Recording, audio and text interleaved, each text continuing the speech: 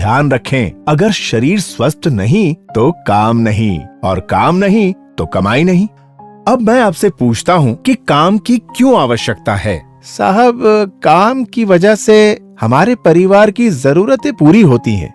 बिल्कुल ठीक। और इससे ही हम अपने बच्चों को अच्छी शिक्षा दिला सकते हैं। बहुत अच्छे। अब शायद आप मेरी बात को समझ रहे होंगे कि क्यों हमारी सलामती जरूरी है, क्योंकि हमारी सलामती ही हमारे परिवार की सलामती है। मैं इस तरह के प्रश्न आपसे इसलिए पूछ रहा हूँ क्योंकि जब परिवार है तो उसकी कुछ जरूरतें भी हैं, जैसे कि बच्चों की पढ़ाई, बहन की शादी, माँ का इलाज, घर बनाना, लोन चुकाना और भी कई दूसरी बुनियादी जरूरतें। कई लोगों की जिम्मेदारी हम पर होती हैं और एक दुर्घटना पूरी व्यवस्था को बिगाड़ देती है। दोस्तों, याद रखें, किसी कामगार के साथ घटित दुर्घटना जितना कष्ट उस कामगार को देती है, उससे कहीं ज्यादा दुखदाई उसके परिवार वालों के लिए होती है। मैं आप सबसे पूछता हूँ, सोचिए कि आप किसी दुर्घटना के शिकार हों तो क्या हो सकता है? साहब, जान जा सकती है। साहब, हाथ पैर भी बेकार हो सकते हैं। बिल्कुल ठीक। लेकिन अगर चोट जानलेवा नहीं है और कुछ समय में ठीक हो सकती है, तो क्या उस स्थिति में थोड़े खतरे लेकर काम करना उचित है क्या?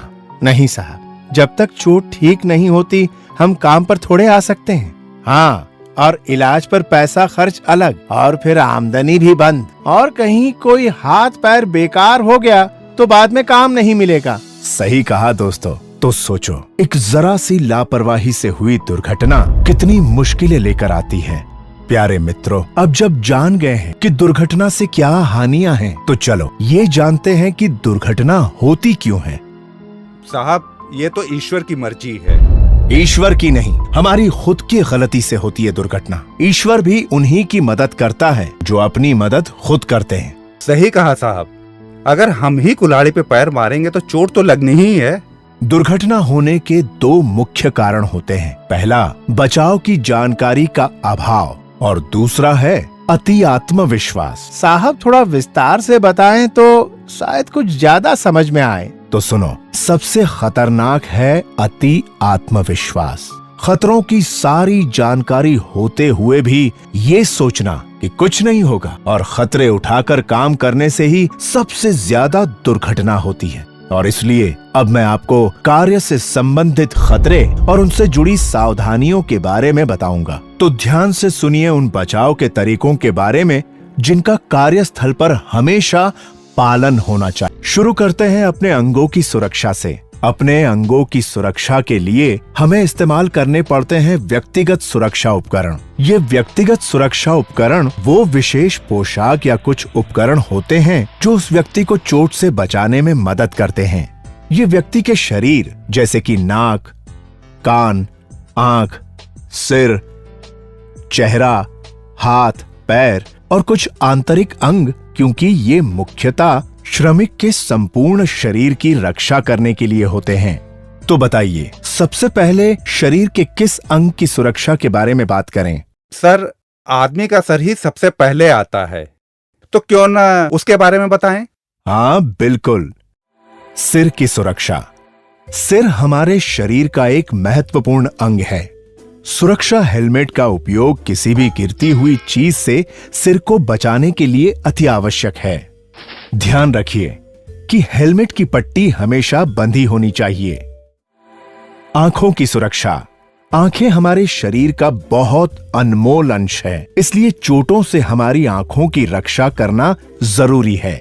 आंखों की चोटों के सामान्य कारण उड़ती चीजें, उपकरण, कण, रसायन, हानिकारक विकिरण, कोई भी संयोजन या अन्य खतरे। काम करते समय आपको अपनी आंखों को बचाना चाहिए। जहां पर भी आंखों से जुड़े खतरे हों, वहां आपको आंखों की सुरक्षा के उपकरण पहनने चाहिए।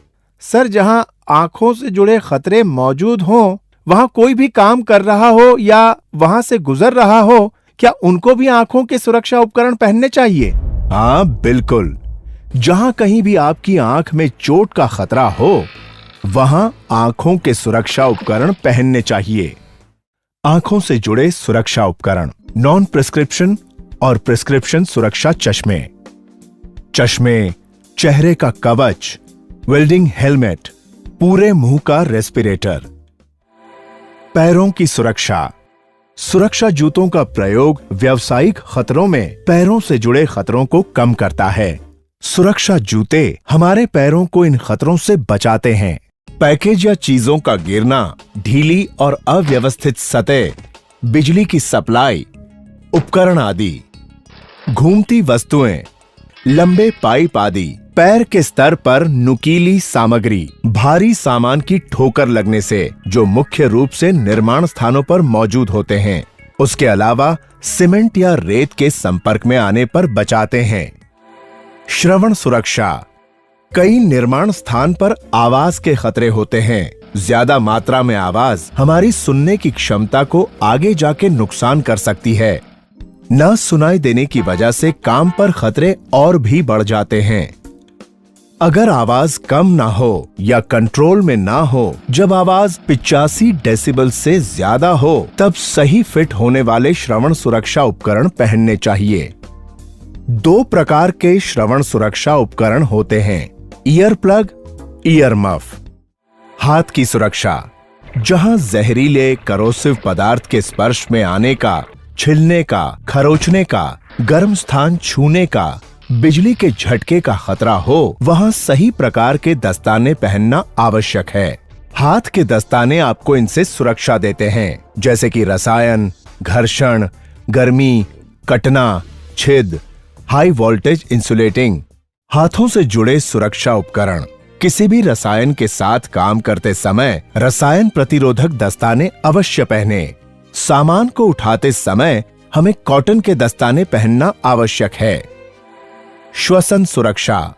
साइट पर मौजूद धूल, मिट्टी यानी कि सीमेंट, लकड़ी, रेत, धुआं आदि की वजह से हमारी सांस की नली को नुकसान हो सकता है। सही फिट होने वाले श्वसन संबंधी सुरक्षा उपकरण।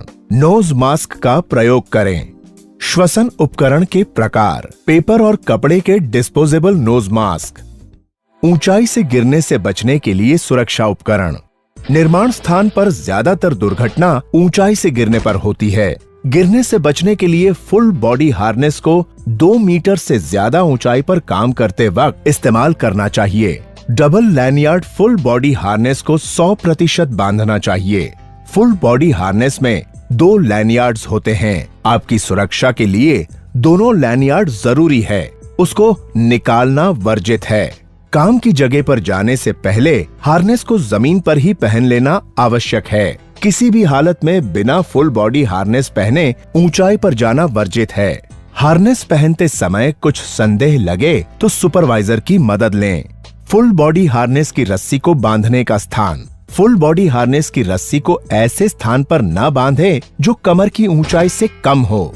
इस बात का विशेष ध्यान रखें कि फुल बॉडी हार्नेस की रस्सी को बांधने के लिए मजबूत जगह का चुनाव करें।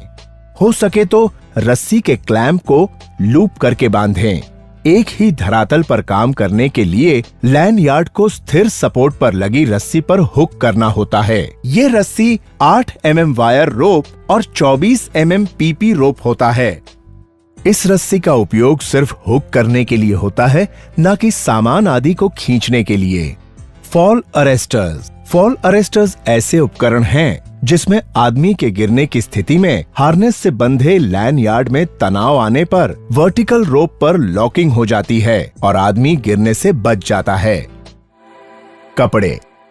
कपड़े हमारे शरीर के कई अंगों को इनसे सुरक्षा देते हैं, जैसे गर्मी, ठंडी, विकिरण, हानिकारक छींटे आदि। हमेशा सही फिट होने वाले कपड़े पहने। निजी सफाई का ख्याल रखें और गंदे कपड़े जैसे कि तेल और ग्रीस लगे कपड़े न पहने। इन्हें न पहने।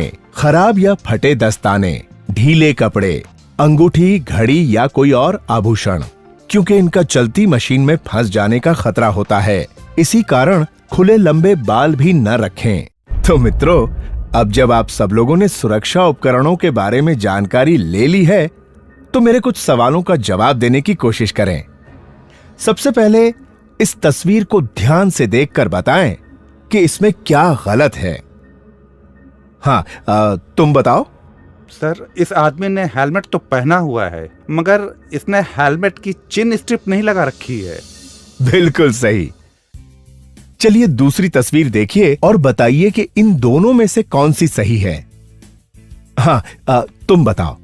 सर, इसने अपनी हार्नेस के लेनार्ड को जहाँ बांधा है वो स्थान उसकी कमर से नीचे है, उसको कमर से ऊपर होना चाहिए। बहुत अच्छे दोस्तों।